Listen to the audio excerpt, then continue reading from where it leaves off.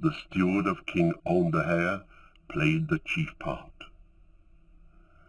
The Council of Gondor answered, "The crown and royalty of Gondor belongs solely to the heirs of Meneldir, son of Anarion, to whom Isildur relinquished this realm. In Gondor this heritage is reckoned through the sons only, and we have not heard that the law is otherwise in Arnor." To this Arvedui replied, "Elendil had 2 sons, of whom Isildur was the elder and the heir of his father. We have heard that the name of Elendil stands to this day at the head of the line of the kings of Gondor, since he was accounted the high king of all lands of the Dunedain. While Elandil still lived, the conjoint rule in the south was committed to his sons. But when Elendil fell, Isildur departed to take up the high kingship of his father, and committed the rule in the south in like manner to the son of his brother. He did not relinquish his royalty in Gondor, nor intend that the realm of Elendil should be divided forever. Moreover, in Númenor of old, the sceptre descended to the eldest child of the king, whether man or woman. It is true that the law has not been observed in the lands of exile ever troubled by war, but such was the law of our people, to which we now refer, seeing that the sons of Onderhair died childless. That law was made in Númenor, as we have learned from the king, when Tar Aldarion, the 6th king, left only one child, a daughter. She became the first ruling queen, Tar Ankalime. But the law was otherwise before her time. Tar Elendil, the 4th king, was succeeded by his son Tar Meneldor, though his daughter Silmarion was the elder. It was, however, from Silmarion that Elendil was descended. To this Gondor made no answer. The crown was claimed by Eärnil, the victorious captain, and it was granted to him with the approval of all the Dunedain in Gondor, since he was of the royal house. He was the son of Siriondil, son of Kalimakil, son of Alkirias, brother of Narmakil II. Arvedui did not press his claim, for he had neither the power nor the will to oppose the choice of the Dunedain of Gondor, yet the claim was never forgotten by his descendants, even when their kingship had passed away. For the time was now drawing near when the North Kingdom would come to an end. Arvedui was indeed the last king, as his name signifies.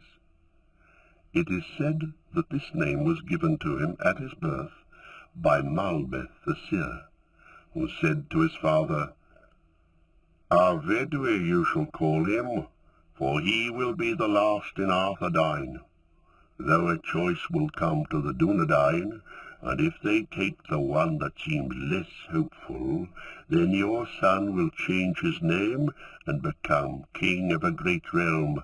If not, then much sorrow and many lives of men shall pass, until the Dunedain arise and are united again." In Gondor also one king only followed Eärnil.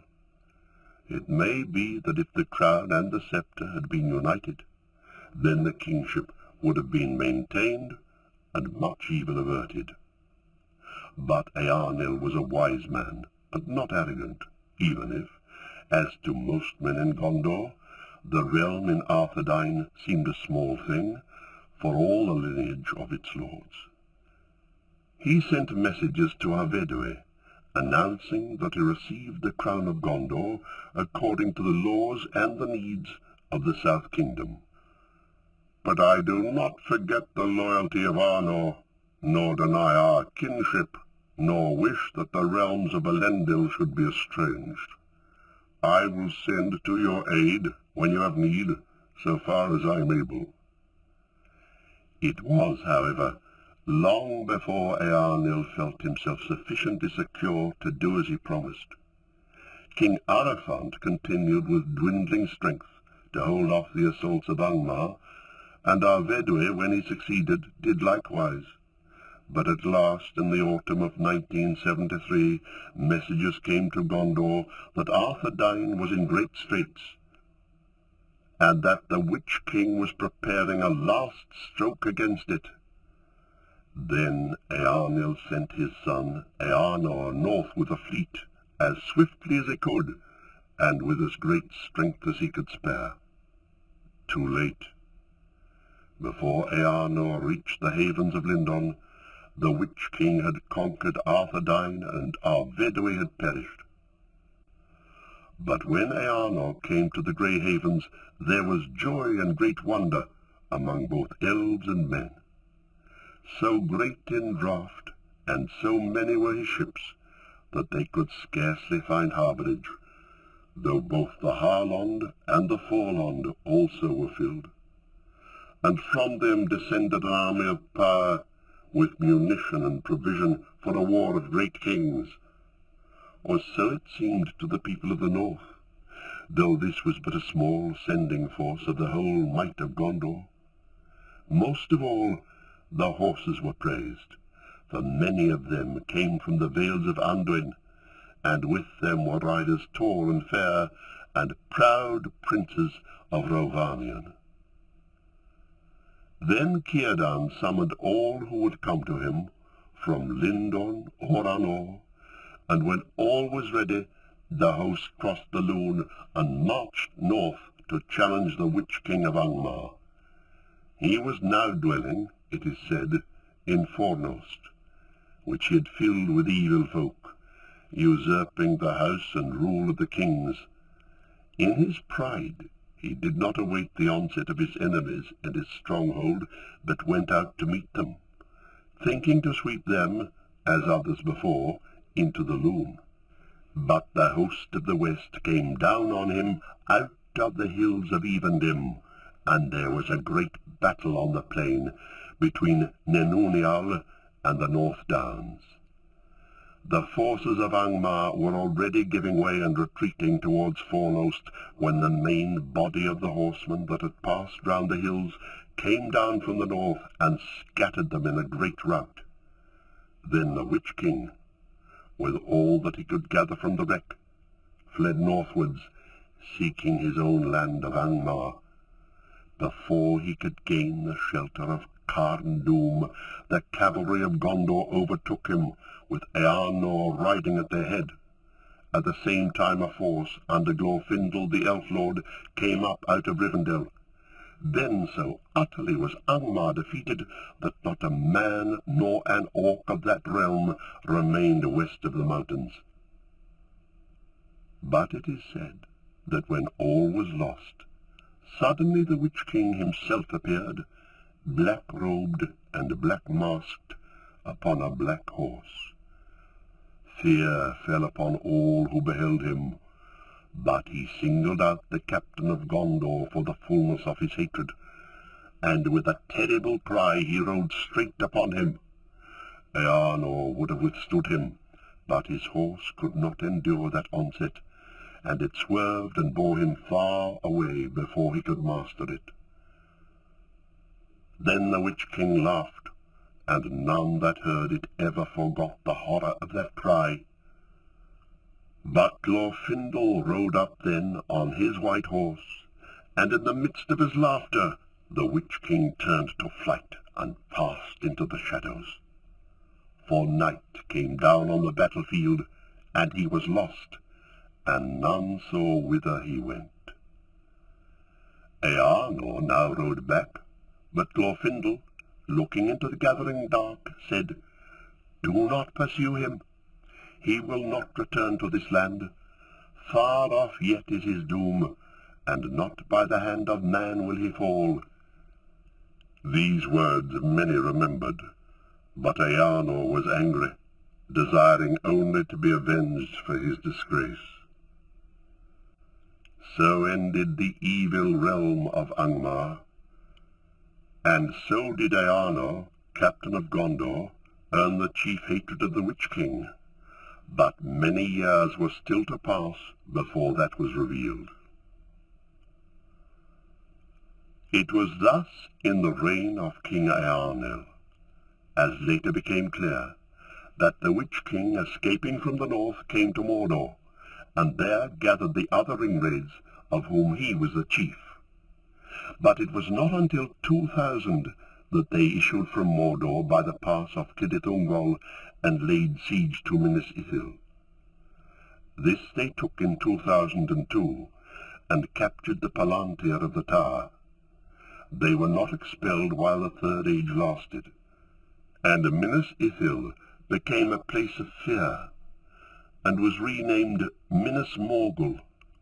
Many of the people that still remained in Ithilien deserted it. Eärnil was a man like his father in valour, but not in wisdom. He was a man of strong body and hot mood, but he would take no wife, for his only pleasure was in fighting, or in the exercise of arms.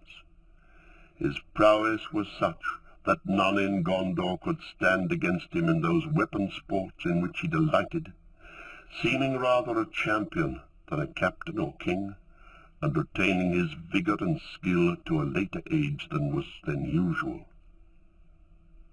When Eärnil received the crown in 2043, the king of Minas Morgul challenged him to single combat, taunting him that he had not dared to stand before him in battle in the north. For that time Mardil the steward restrained the wrath of the king. Minas Ithil, which had become the chief city of the realm since the days of King Telemnar, and the residence of the kings, was now renamed Minas Tirith, as a city ever on guard against the evil of Morgul. Eärnil had held the crown only 7 years when the Lord of Morgul repeated his challenge, taunting the king that to the faint heart of his youth he had now added the weakness of age. Then Mardil could no longer restrain him, and he rode with a small escort of knights to the gates of Minas Morgul. None of that riding were ever heard of again. It was believed in Gondor that the faithless enemy had trapped the king, and that he had died in torment in Minas Morgul. But since there were no witnesses of his death, Mardil the good steward ruled Gondor in his name for many years. Now the descendants of the kings had become few. Their numbers had been greatly diminished in the kinstrife, whereas since that time the kings had become jealous and watchful of those near akin. Often those on whom suspicion fell had fled to Umbar and there joined the rebels, while others had renounced their lineage and taken wives not of Númenorian blood. So it was that no claimant to the crown could be found who was of pure blood, or whose claim all would allow, and all feared the memory of the kinstrife, knowing that if any such dissension arose again, then Gondor would perish. Therefore, though the years lengthened, the steward continued to rule Gondor, and the crown of Elendil lay in the lap of King Eärnil in the houses of the dead, where Eärnil had left it. The Stewards. The house of the Stewards was called the House of Húrin, for they were descendants of the steward of King Minardil, Húrin of Eminardin, a man of high Númenorian race.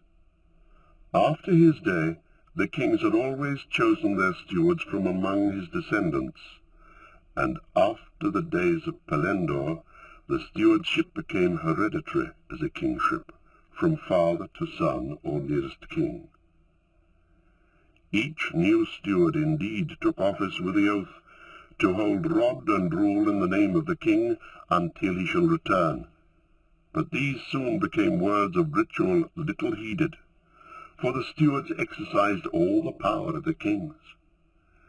Yet many in Gondor still believed that a king would indeed return in some time to come, and some remembered the ancient line of the north, which it was rumoured still lived on in the shadows.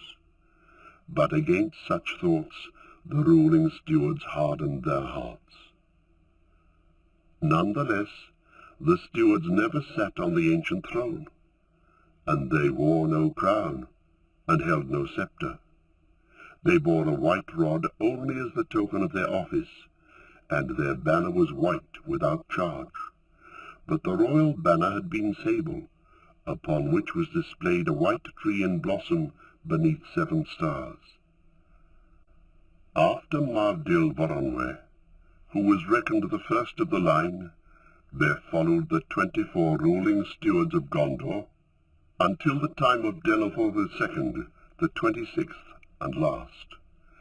At first they had quiet, for those were the days of the watchful peace, during which Sauron withdrew before the power of the White Council, and the ringwraiths remained hidden in Morgul Vale. But from the time of Denethor I, there was never full peace again, and even when Gondor had no great or open war, its borders were under constant threat. In the last years of Denethor I, the race of Uruks, black orcs of great strength, first appeared out of Mordor, and in 2475 they swept across Ithilien and took Osgiliath. Boromir, son of Denethor, after whom Boromir of the 9 Walkers was later named, defeated them and regained Ithilien. But Osgiliath was finally ruined, and its great stone bridge was broken. No people dwelt there afterwards. Boromir was a great captain, and even the Witch King feared him. He was noble and fair of face, a man strong in body and in will, but he received a Morgul wound in that war which shortened his days, and he became shrunken with pain, and died 12 years after his father. After him began the long rule of Cirion. He was watchful and wary, but the reach of Gondor had grown short, and he could do little more than defend his borders, while his enemies, or the power that moved them, prepared strokes against him that he could not hinder. The Corsairs harried his coasts, but it was in the north that his chief peril lay. In the wide lands of Rhovanion, between Mirkwood and the river Running, a fierce people now dwelt, wholly under the shadow of Dol Guldur. Often they made raids through the forest, until the Vale of Anduin, south of the Gladden, was largely deserted. These Balchoth were constantly increased by others of like kind that came in from the east, whereas the people of Carnarvon had dwindled. Cirion was hard put to it to hold the line of the Anduin. Foreseeing the storm, Cirion sent north for aid, but over late. For in that year, 2510, the Balchoth, having built many great boats and rafts on the east shores of Anduin, swarmed over the river and swept away the defenders. An army marching up from the south was cut off and driven north over the Limelight, and there it was suddenly attacked by a horde of orcs from the mountains and pressed towards the Anduin. Then out of the north there came help beyond hope, and the horns of the Rohirrim were first heard in Gondor.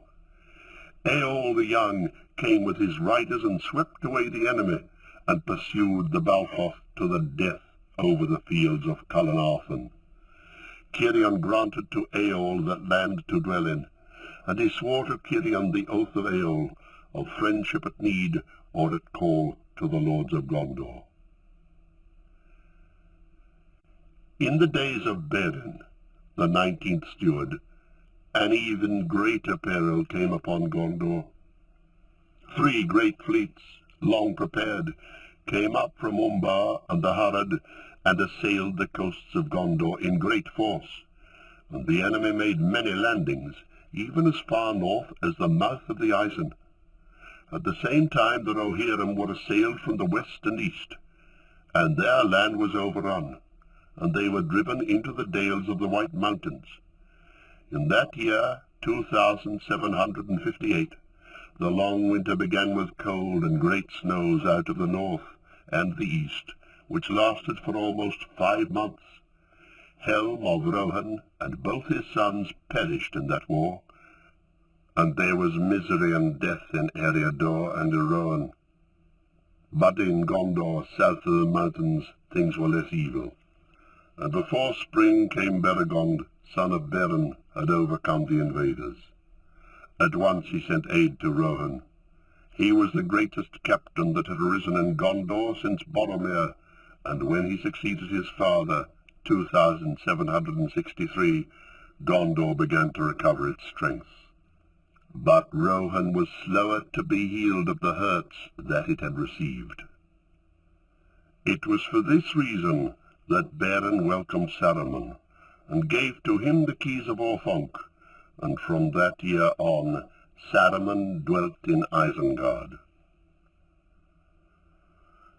It was in the days of Beregond that the war of the dwarves and orcs was fought in the Misty Mountains, of which only rumour came south, until the orcs, fleeing from Nandohirion, attempted to cross Rohan and establish themselves in the White Mountains. There was fighting for many years in the dales before that danger was ended. When Belecthor II, the 21st Steward, died, the White Tree died also in Minas Ithil, but it was left standing until the king returns, for no seedling could be found. In the days of Turin II, the enemies of Gondor began to move again, for Sauron was grown again to power, and the day of his arising was drawing near. All but the hardiest of its people deserted Ithilien, and removed west over Anduin, for the land was infested by Mordor orcs. It was Turin that built secret refuges for his soldiers in Ithilien, of which Henneth Annwn was the longest guarded and manned. He also fortified again the Isle of Caer Andros to defend Anorion.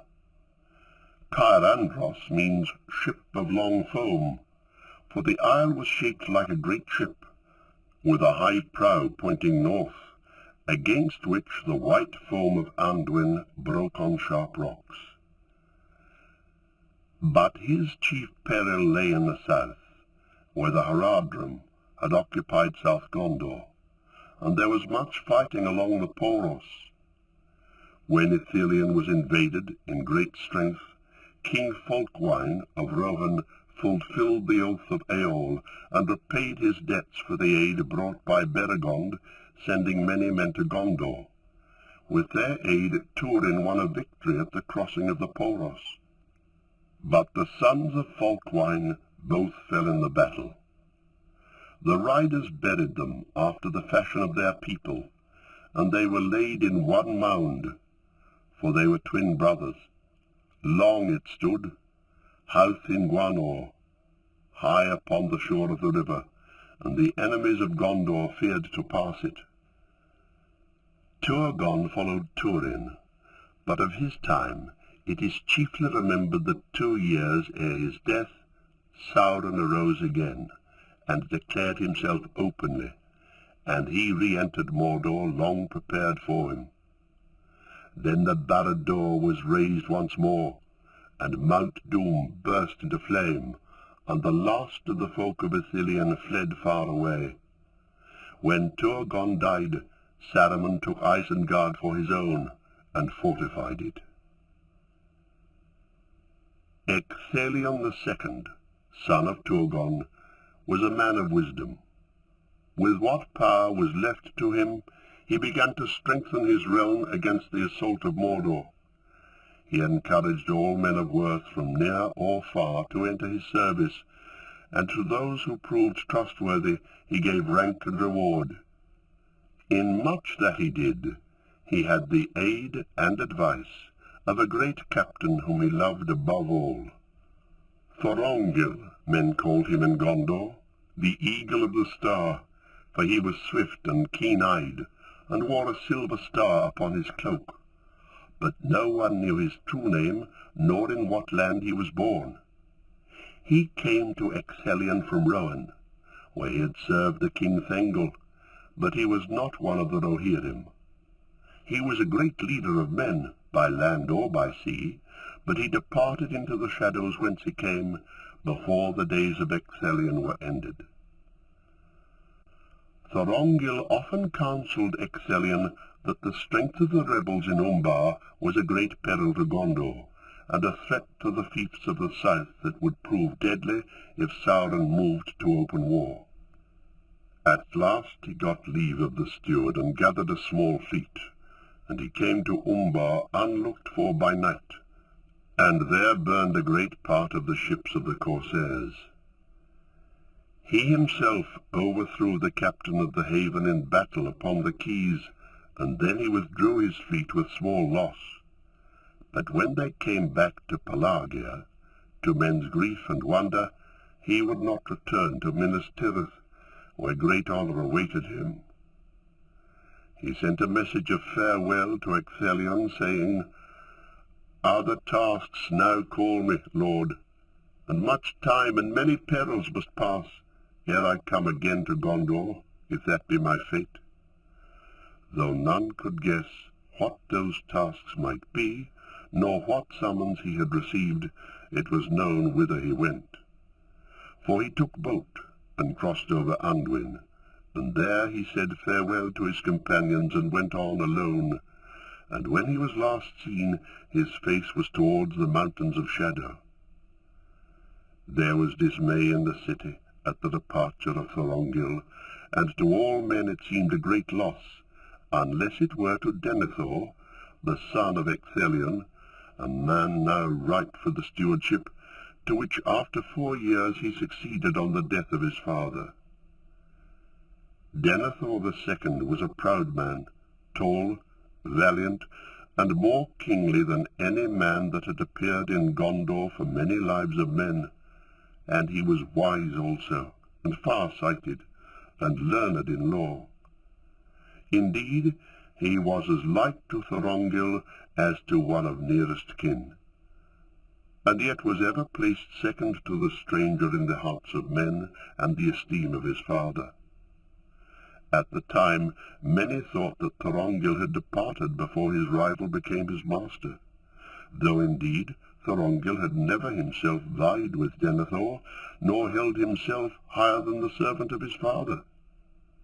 And in one matter only were their counsels to the steward at variance.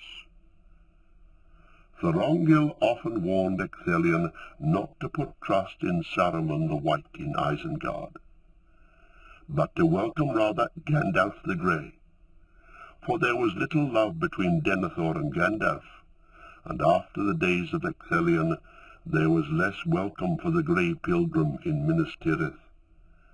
Therefore later, when all was made clear, many believed that Denethor, who was subtle in mind and looked further and deeper than other men of his day, had discovered who this stranger Thorongil in truth was, and suspected that he and Mithrandir designed to supplant him. When Denethor became steward, 2984, he proved a masterful lord, holding the rule of all things in his own hand. He said little. He listened to counsel, and then followed his own mind. He had married late, taking as wife Finduilas, daughter of Arvedui of Dol Amroth. She was a lady of great beauty and gentle heart, but before 12 years had passed, she died. Denethor loved her, in his fashion, more dearly than any other, unless it were the elder of the sons that she bore him. But it seemed to men that she withered in the guarded city, as a flower of the seaward vales set upon a barren rock. The shadow in the east filled her with horror, and she turned her eyes ever south to the sea that she missed. After her death, Denethor became more grim and silent than before, and would sit long alone in his tower deep in thought, foreseeing that the assault of Mordor would come in his time. It was afterwards believed that, needing knowledge, but being proud and trusting in his own strength of will, he dared to look in the palantir of the White Tower. None of the stewards had dared to do this, nor even the kings Eärnil and Eärnor, after the fall of Minas Ithil, when the palantir of Isildur came into the hands of the enemy. For the stone of Minas Tirith was the palantir of Anarion, most close in accord with the one that Sauron possessed. In this way, Denethor gained his great knowledge of things that passed in his realm, and far beyond his borders, at which men marvelled. But he bought the knowledge dearly, being aged before his